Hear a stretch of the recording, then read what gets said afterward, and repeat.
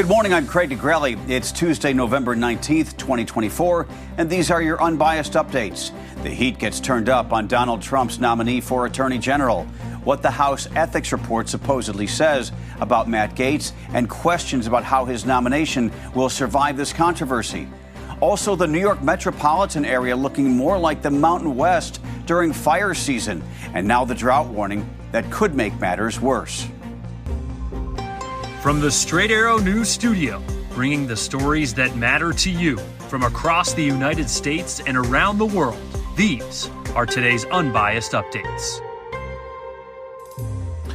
This morning, President-elect Donald Trump added one more name to his growing list of cabinet nominations.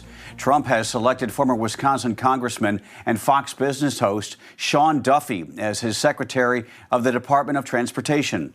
The Fox Business Network confirmed Duffy's last day as an employee was Monday.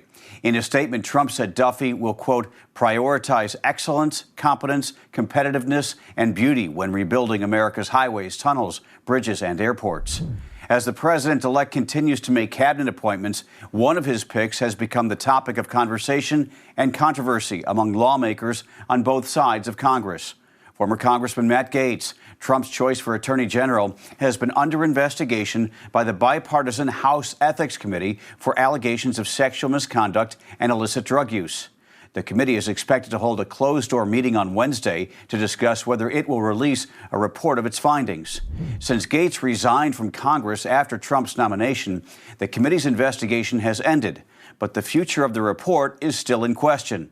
The Justice Department declined to charge Gaetz last year after its lengthy investigation into the allegations. Gaetz has denied any wrongdoing.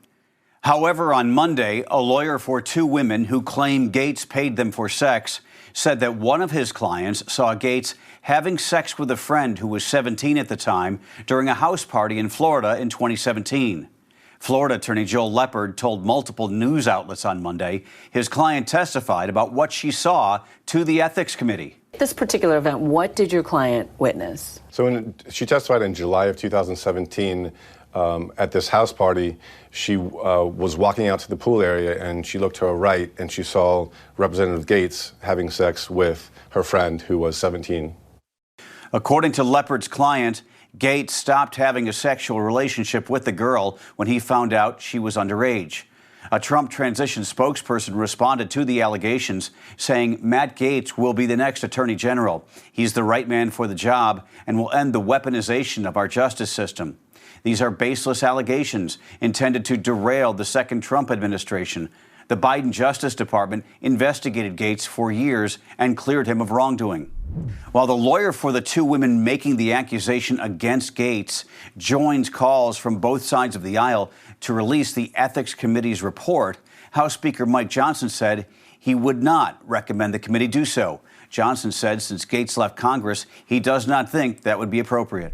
Today, President-elect Trump is planning to attend the SpaceX launch in Texas.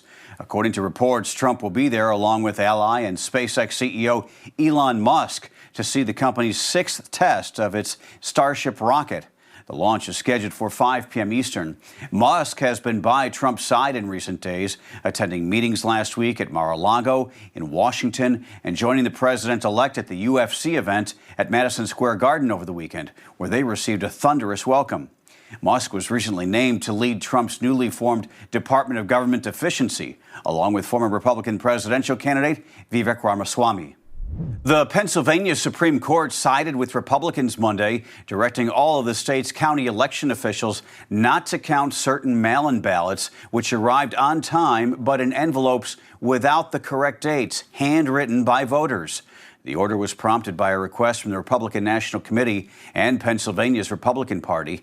Philadelphia, Montgomery, and Bucks County leaders voted to count hundreds of such ballots in recent days, even though the Supreme Court already said they could not be included in this election. This comes as the Pennsylvania U.S. Senate race is headed to an automatic recount. While the Associated Press has declared Republican candidate David McCormick narrowly edged Democratic incumbent Bob Casey, McCormick's unofficial margin of victory stands at roughly 26,000 votes, which is within the 0.5% threshold required under Pennsylvania law to trigger an automatic recount.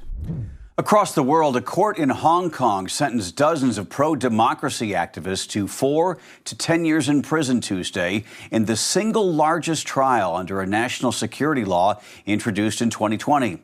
Critics say it has been used by Beijing to all but eliminate political dissent in the Chinese territory.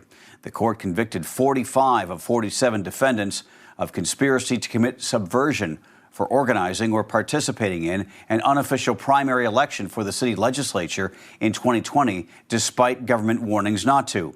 The other 2 defendants were acquitted earlier this year. Legal scholar Benny Tai, whom judges said was the mastermind behind the election, got the longest sentence, 10 years. For the first time in more than 2 decades, a drought warning is in effect for New York City. Dry conditions across the Northeast have already prompted city and state officials to implement water conservation protocols. On Monday, Mayor Eric Adams upgraded the drought warning and temporarily halted a $2 billion aqueduct repair project that had stopped drinking water from flowing from some reservoirs in the Catskill region.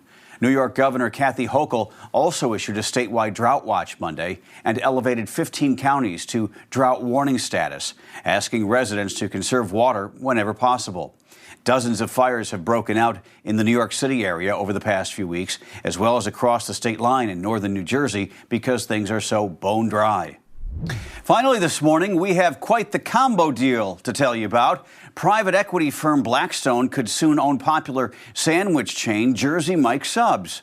According to the Wall Street Journal, the deal would value Jersey Mike's at $8 billion, including debt. Blackstone has a history of investing in franchise businesses. It just made a deal in April to buy Tropical Smoothie Cafe. Consulting company Technomic says Jersey Mike's is the second largest sub-style sandwich company in the U.S. by sales after Subway. My big question is what's going to happen to Danny DeVito and those Jersey Mike's commercials? He says it's a happy place. All right, those are your unbiased updates for this Tuesday. We'll see you back here tomorrow. For all of us here at Straight Arrow News, I'm Craig DeGrelli. Have a great day.